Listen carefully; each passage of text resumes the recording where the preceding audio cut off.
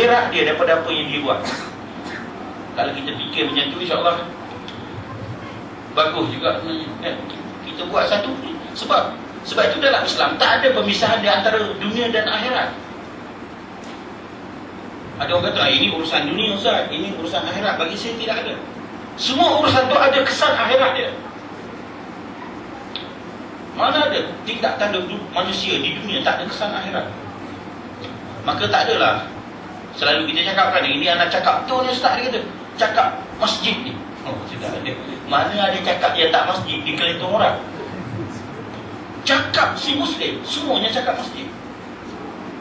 Dalam bentuknya demikian. Ini konsep yang saya cukup penting. Mana iman itu begitu. Yang keduanya membentuk manusia yang melaksanakan ibadat. Ibadat yang sahih. Kenapa perlunya ibadat? Ibadat ni penting kerana manusia ni satu-satunya makhluk yang dicampakkan dalam diri dia kecenderungan beragama. Lembu tak ada. Sebab itu kita tak jumpa pun masjid untuk lembu. Kambing, mana ada gereja untuk kambing? Tak ada. Manusia ada. Sebab kecenderungan beragama tu memang ada dalam diri dia. Sebab itu kita ketika terdesak, biasa kita ingat Tuhan, ingat Allah tuan-tuan. Ketika terdesak lah, naik kapal terbang pada masa tu elok, tapi berhadapan dengan air pocket kan, turun. Masa tu iman meningkat. Semua orang berdoa belaka masa tu. Semua orang berdoa belaka masa tu. Pramugari ke orang India, China. Sebab pada masa tu yang hanya menyelamatkan hanya Allah. Selain daripada naik kapal terbang, masa naik haji lah tingginya iman kita. Betul? Martabat pergantungan kita kepada Allah tu cukup tinggi. Sikit-sikit doa tu kan, Yasir wala tu'asir tu memang tak pernah lupa. Masa naik haji dah sampai kerja ke lupa kadang. Betul kan? Sebab itu saya bila turun daripada naik haji ni, yang saya kekalnya passion rambut saya. Saya dulu ragat juga buat ni ragat juga kan. Saya kekalkan, saya potong satu, tak potong kosong lah satu. Sebab saya nak mengekalkan aura tahallul saja. Ada satu yang saya nak ingat. Saya nak mengekalkan aura tahallul saja dalam bentuk yang putih. Sebab nak naik haji ni mungkin senang, walaupun susah juga. Tapi nak mempertahankan kehajian itu lagi susah. Nak dapat profesor tu senang kan? Tapi nak mempertahankan keprofesoran itu susah. Sebab itu ada profesor kangkung, ada profesor banyak lah gitu kan. Itu lah juga kita contoh. So sebab itu manusia ni perlu ibadat. Kalau dia tak memuja Allah, dia puja benda lain. Sebab itu Mak Saleh, orang putih kan banyak lagu memuja syaitan, memuja kematian. Lagu dia tu puja artis. Zaman Michael Jackson hebat dulu, Allah, kalau dapat bersalam 4 hari tak basuh tangan. Mandi pun tak plastik supaya tak. Itulah kita berdoalah supaya Michael Jackson masuk Islam. Okey, maknanya begitu. Maknanya ibadat. Sebab itu ibadat ni penting. Sebab itu Rasulullah memperkenalkan keadaan beribadat dengan bimbingan Allah SWT melalui puasa, semayang, zakat, haji. Semayang tuan-tuan.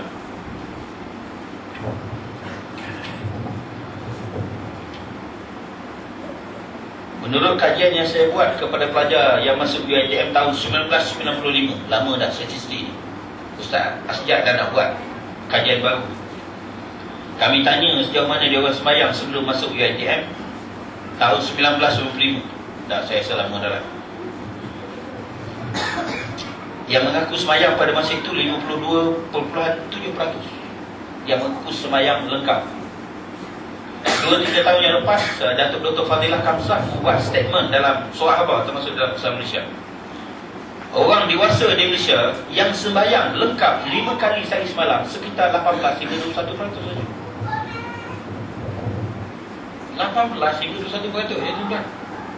Sedangkan Rasulullah menyatakan bahawa di akhir zaman nanti, perkara yang pertama yang ditinggalkan oleh umat Islam ialah amanah dan syariat. 2. Dan syariat itu perkara yang paling awal ditinggalkan oleh umat Islam.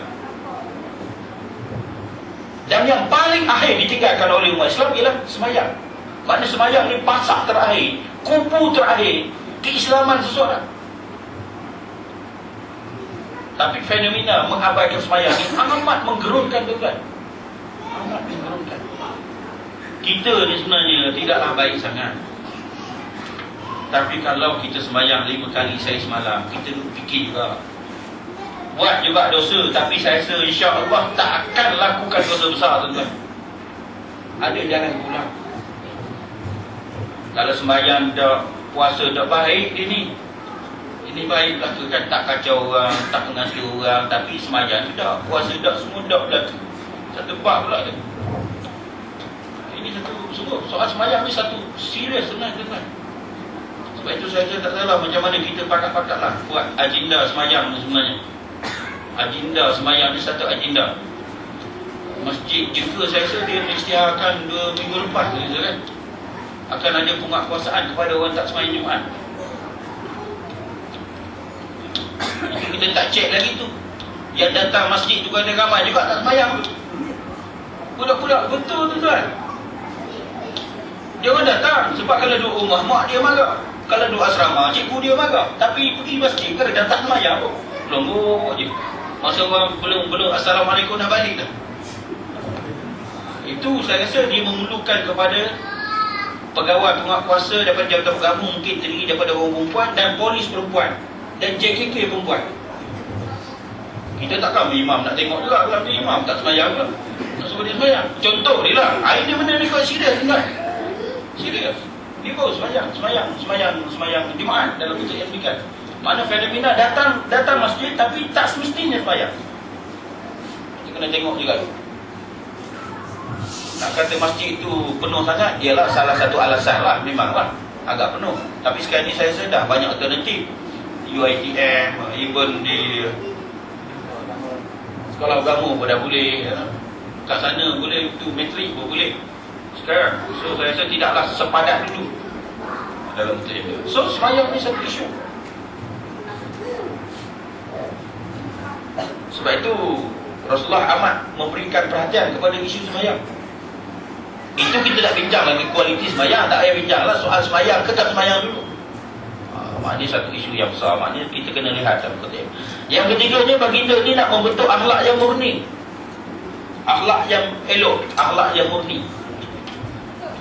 Sebab itu Rasulullah mencontohkan dirinya sebagaimana contoh para nabi dan para rasul, memiliki 4 sifat yang paling asas. Ini penting, tuan-tuan. Kenapa dalam banyak-banyak sifat tu ada 4 sifat yang utama, yang menjadi sifat yang wajib bagi rasul. Sidik maknanya benar. Benar ni ada 2. Dia tak cakap bohong. Benar ni juga bermaksud membawa orang ke arah kebenaran. 2. Orang tak bohong mungkin ramai, tapi tak bawa ke arah kebenaran. Sahabat dusta mungkin melaporkan secara betul, tapi keputusan 4 nombor ekor. Dia tidak menipu, tapi tak bawa ke arah kebenaran. Sebab itu Nabi itu bukan hanya tak menipu, tapi nak ajak semua orang masuk syurga.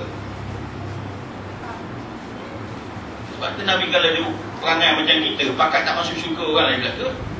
Kalau dia fikir soal saya dah baiklah, you know? Sebab itu Nabi itu sampai macam itu, mengajak orang ke arah kebenaran, the truth, kebenaran. Yang kedua, amanah. Amanah ni secara mudahnya boleh dipercayai. Sebab itu sifat baginda disebut sebagai Al-Amin. Al-Amin ni, tuan-tuan, bukan diberi oleh orang Islam, tapi orang bukan Islam yang bagi. Orang kafir Quraisy yang bagi. Dia orang ni marah kepada Nabi Muhammad ketika nak letak barang, beri pada Nabi. Dalam masyarakat kita macam tu kan. Dia marah juga kat kita, tapi tak suruh jaga benda-benda itu, beri orang kita lah. Semua tak hilang gitu. Ini konsep. Maknanya Nabi itu betul-betul amanah. Amanah ni luas, tuan-tuan. Kita bincang ya, sebab itu Imam Ghazali beritahu di antara perkara yang paling berat dalam dunia, amanah. Yang paling ringan, berbohong dan menipu. Yang semakin dekat, kematian. Yang semakin jauh, umur yang kita tinggalkan.